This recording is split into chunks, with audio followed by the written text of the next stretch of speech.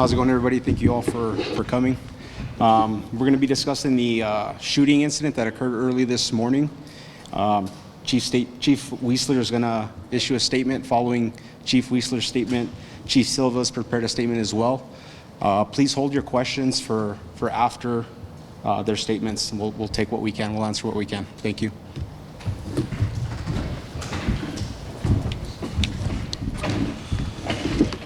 Good evening. Thank you all for being here. I know it's been a long day for everybody, so we appreciate it. First and foremost, I myself and all of us up here, we want to express our deepest condolences to the victim's family, friends, and loved ones. This is a tragic incident that has had a deep impact on our entire community. Our thoughts are also with the students, the faculty, and staff at UNM during this very difficult time. Here's what we can share at this point in the investigation. Early this morning at approximately 1:36 a.m., the UNM police responded to an alarm at Mesa Vista Hall. When officers arrived, they discovered broken windows and what appeared to be blood at the scene. Around 2:30 a.m., UNM Hospital reported a 19-year-old male had arrived with a gunshot wound, and he stated that he had been shot on campus. While conducting a sweep of nearby buildings, UNM police located a deceased 14-year-old male inside a room at the Casas del Rio dormitory. At approximately 3:45 a.m., the New Mexico State Police Investigations Bureau was called and requested to take over the investigation, which we did. Our initial investigation has determined that this incident involved 4 individuals who were hanging out in a dorm room in the Casas del Rio complex. At some point, for reasons that we are still investigating, the suspect began shooting a firearm at the other occupants of the room. The 14-year-old victim was fatally shot and remained at that location where he was later found. The other occupants, along with the gunman, fled from the room. Since then, state police agents, alongside UNM Police, Albuquerque Police Department, the Bernalillo County Sheriff's Office, and ATF have been working diligently and tirelessly to identify and apprehend the person responsible for this tragedy. Our investigation quickly identified a suspect who we began attempting to locate. A key development in the investigation came through the use of license plate reader technology, which helped our investigators track the suspect's movements and ultimately led to his location. Now, I'm aware that the media was given some incorrect information earlier today by someone other than state police, so I want to confirm the facts around that apprehension. At about 2:30 p.m. today, state police agents, members of our Crime Suppression Bureau, and members of our tactical team located and took the suspect, 18-year-old John Fuentes, into custody in Valencia County. Now, we know that this situation is obviously very alarming, and the public understandably wants answers as quickly as possible. However, these cases are extremely sensitive, and the information we release is often limited for very good reason. The premature release of details can jeopardize officer safety, put the public at risk, and compromise the integrity of our ongoing and active investigation. I want to thank the media and the public for your patience and understanding as we continue this investigation. Lastly, I want to reiterate that this appears to be an isolated incident with no other threats to the campus or community. We also do not currently have any reason to believe that any other suspects were involved. Thank you. I will now turn it over to Chief Silva for a few comments from UNM PD. Thank you. Could you please give us your name? Yeah. Troy Weisler, last name Weisler, Chief, New Mexico State Police. Thank you.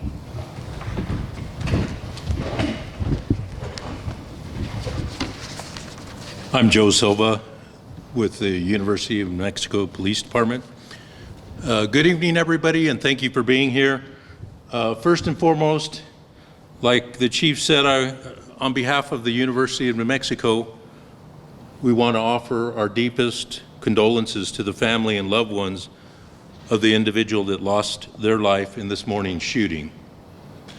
Our hearts also go out to the person who was injured and to everyone in our campus community who have been affected by this tragedy. This is a difficult and heartbreaking day for the University of New Mexico. Please know that we stand with you and are committed to walking with you through this time of pain and uncertainty.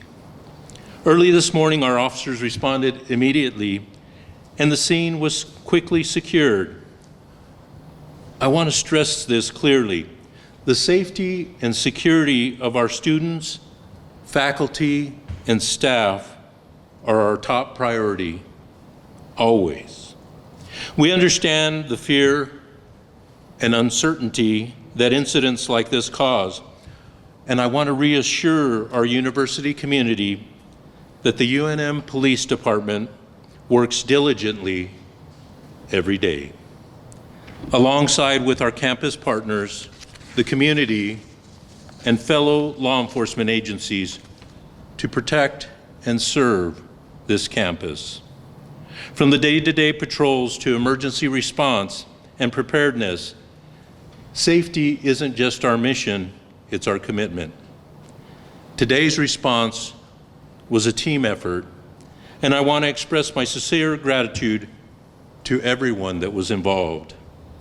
Our UNM police officers who acted swiftly and professionally, the New Mexico State Police who are now leading the investigation, the Albuquerque Police Department, Bernalillo County Sheriff's Office, and our federal law enforcement partners for providing resources and support. Our campus emergency management, housing, student affairs, and counseling teams, and our students, staff, and faculty who stayed calm, followed instructions, and looked out for one another. It's in moments like these that the strength of our campus community shines through.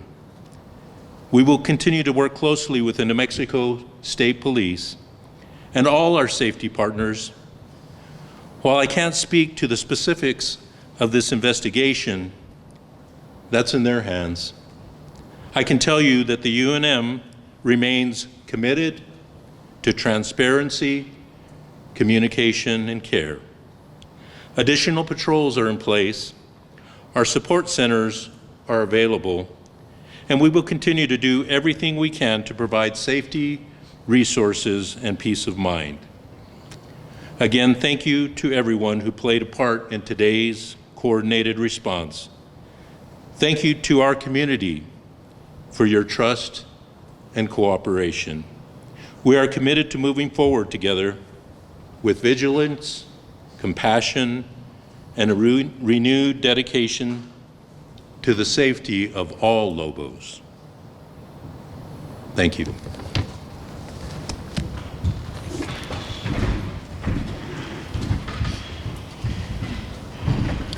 Thank you. At this time, we'll take a few questions. Just do keep in mind, this is still an active investigation, and we will answer what we can, the best we can. Okay? UNM students involved? Can you talk to that? Would you like to? As Chief Wessler said, the investigation is ongoing, but it appears that at this time that the individuals who are playing video games in a residence that did belong to a UNM student as far as leasing. But he wasn't involved, the student himself wasn't involved. You know, there was 4 people. Just wondering if there's a student connection to this. I know it was in the residence room. Was he one of the 4 that you're talking about? Yes. There was also one other thing about the age, maybe you can answer. I think you initially said 19-year-old, and then you said 18-year-old. Is we talking about the same person, or is there clarification on the age of the? So I'm not sure which specific thing you're referring to, but there is an 18-year-old involved, there is a 19-year-old involved, and there's the deceased 14-year-old. Additional information related to those individuals and additional details about them, will be forthcoming. We are currently in the process of our investigators working the DA's office right now on charging paperwork that will include an open count of murder and some additional charges. And as that paperwork and our investigation goes forward, we'll be releasing some additional details about all those individuals involved. I have one other thing I guess I'll ask, since you're up there. I know that when I arrived, there was a lot of football players leaving. Was this anybody athletic involved in this, or was this just students? Okay. Yeah, I have no knowledge. You can't comment about that at this time, no. Was the suspect taken into custody in front of a business on 314? He was taken into custody on a traffic stop. I don't know the exact location. So we don't have the exact location, but yes, from our understanding that he was taken into custody near a business establishment. What more can you share about the suspect? I'm sorry, what was that? What more can you share about the suspect? Age? So the suspect is 18 years old. Like I said, when charging paperwork, should be coming out here, and will be getting released along with an additional press release once that paperwork is finalized, and we'll have more details on the suspect. And how is that press release going out? Is it email or posting on Twitter, social media? Do both, yeah. The press release will be sent out via email, and it'll follow this press conference. Could you talk to us about the law enforcement response? List the agencies, the number of officers. Yeah, I can speak generally. I don't know the exact number of officers that were involved at one point. Obviously, there was a fairly large response. UNMPD was the initial response. I know that APD then assists them with the campus lockdown. Chief Silva can speak further on that if he would like to. From the investigation standpoint, we obviously have quite a few investigators from our Investigations Bureau and Crime Scene team are out here working the case. And then all the individuals that were involved in the manhunt for the suspect the majority of the day. That's a whole separate group. Our Crime Suppression Bureau and our tactical team was involved in tracking down and locating the subject. So, a lot of resources. All the resources that we thought were necessary were brought to bear to make sure that we were able to get this case, solved and the suspect in custody as quickly as possible. Can you share any details about the arrest itself? Did the suspect fight, flee? I don't have all that information with me at this time. Was the suspect alone when he was apprehended? I believe he was with a family member in the vehicle. And were they from Las Lunas, or? I don't have that information with me at this time. Why was the 14-year-old in the room? Was there a relation to someone in the room, the resident of the room? Why were they on campus? So that's currently part of our investigation, is to determine why the individuals were there and to get further details of what exactly transpired immediately preceding and following the shooting. Yes, I'll come back. Have you spoken to the other person that was in the room, and how old were they? So I don't. So the exact ages of all the individuals, they're all, approximately. Well, I know we have a 14-year-old, an 18-year-old, and 19-year-old. I don't remember the age of the other person, but that information will be forthcoming. But that 18-year-old is the suspect, is that correct? Or The 18-year-old is the suspect, yes. what was the 14-year-old's name? We're not releasing that information at this time, but when charging paperwork and everything is finalized, it will be included in that paperwork that you can get access to. Yes, ma'am. Have you spoken to the other person that was in that room yet, or made any contact with them? Yes, all the individuals in the room have been made contact with. For clarification, you said John? Let's see. Over here, sorry. No, the light's just right in the. No worries.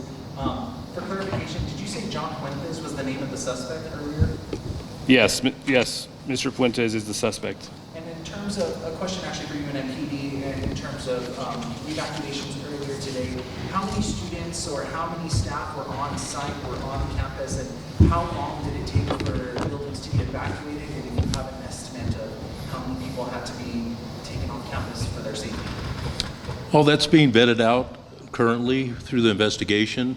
We had different students on campus for different reasons, but we were able to evacuate those that we felt we could as soon as possible, and then we evacuated the other students once we were able to clear some of the situations around the crime scenes.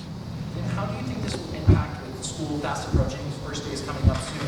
How do you think this is going to impact students, staff, any concerns for safety going into the next school year? Our focus is always on the safety and security of the campus, and you know, we welcome parents to voice their concerns and reach out to us. Through our new student orientation, we also have presentations that we do, and we answer their questions and concerns. So I suspect that this will be one of those questions that will come up. How many injuries were actually involved in this? I know you said that one person was in the hospital, and then you also actually went to see. Were there any other injuries reported as well? Other than the deceased, I only know of one other injury. Chief, what weapons are allowed on campus? There are no weapons that are allowed on campus. I think Firearms. We'll come back to you, ma'am. Sorry. Sorry, just 2 questions. One, are you able to share if the suspect had any priors? I don't have any information on that. Not at this time. And then to clarify, so out of the 4 that were in the dorm room, one of the 4 went to UNM or goes to UNM? What I had mentioned earlier is one of the subjects that was in the room has a lease agreement with that dorm. So I think the thing everybody hears when you hear about something like this is that it's a massive college, university shooting. So when this was first called out, is that ever a concern?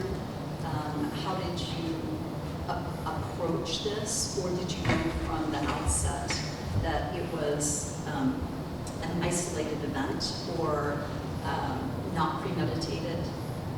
Can you address that?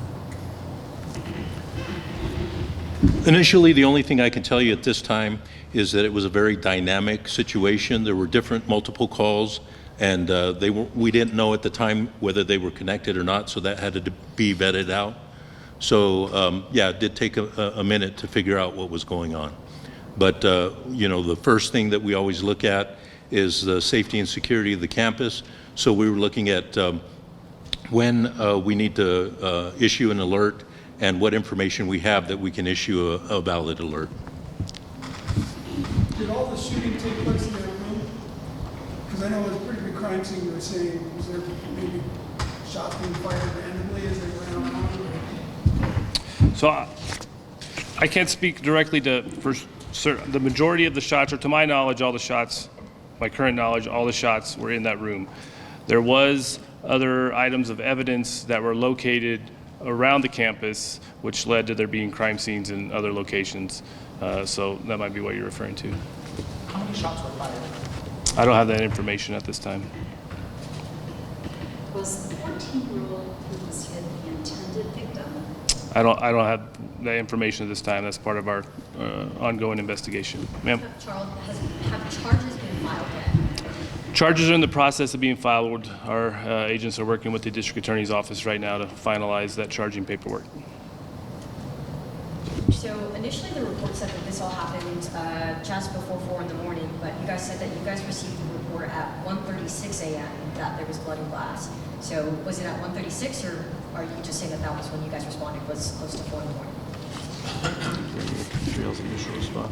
Again, I think, as I mentioned earlier, there was several calls that were coming into our dispatch center, so we were trying to vet those out to see if they were connected or not. How many calls did you receive? That I'm not sure the exact number, but we can get that for you.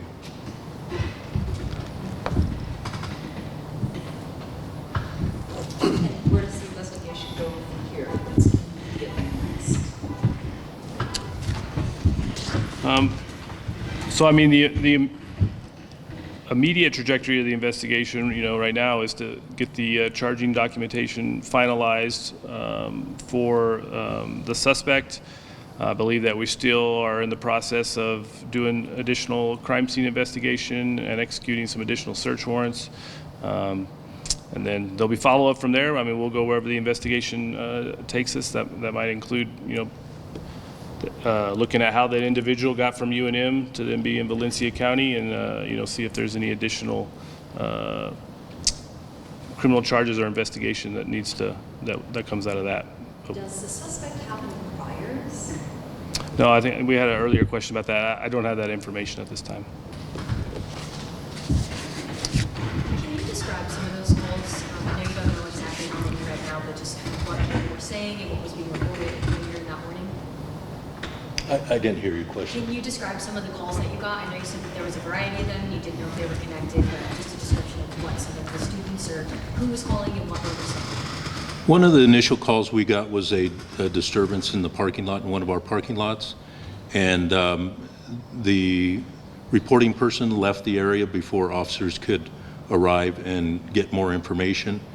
And then there was different calls that came in throughout the early evening or early morning, actually. And then that's when we started putting together that it might be a connected incident. And what was the time frame of those? Were they pretty close together? Was it stretched out between an hour, 2 hours? We can get that information for you, yeah. A question for Chief Whistler.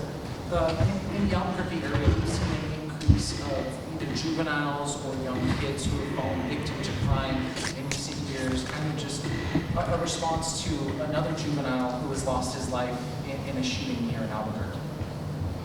My response, is that what you're asking?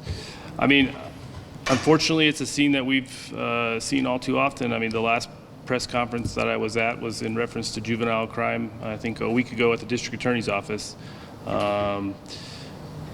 It's something that we are working to address, but I do think that we could use some additional tools to address that, and that's something that we have been pursuing and will continue to pursue at the legislature. And in the meantime, we will do the best that we can with the tools that we have, working with our law enforcement partners and a district attorney, whether it be Mr. Bregman in this district or any of the other district attorneys around the state. Just one last thing about the National Guard, and they were here helping also. I didn't hear them mention, maybe you did, I just didn't hear it. Did they help out, and how many showed up, and did that work well for you guys? Yeah, so I don't have any information about the National Guard. I know that they are assisting APD. I don't know if APD wants to address what. I can speak to that just very briefly. Deputy Chief Barker with Albuquerque. Yeah. My name is Cecily Barker. I'm a Deputy Chief with the Albuquerque Police Department. So the National Guard has been assisting us specifically at crime scene locations, and we were in contact with UNMPD this morning, and we did ask the Guard for their assistance in maintaining the crime scene. Did that help, or? Yes, it did. Absolutely. How many showed up, and did it help? I don't have the number that showed up, but it is always helpful. It's a resource, and it allows our officers to work and focus on the investigation itself. For Mr. Silva, how long did it take you guys to respond to those calls? And when did you officially send somebody over? I know you said that there were hearing reports that you were trying to confirm. So there's varying times of response for those, so we can get that information for you. But again, right now, that's being vetted out through the investigation. We have time for one more question. Where's the suspect being held? So the suspect is currently in state police custody as we're finalizing that portion of the investigation and the charging paperwork. But is there an Albuquerque at the main? Yeah, so I mean the incident did happen here in Bernalillo County, so my assumption would that he should be booked at MDC. I don't know any reason that he wouldn't be. Can you spell the suspect's name? Fuentes. So first name John, last name Fuentes. F is in Frank, U is in Union, E is in Edward, N is in Nora, T is in Tom, E is in Edward, S is in Sam. I mean, the first name, is it with an H or no? Oh, yes, there's an H. Yep. Thank you. Thank you all for your time. Appreciate it.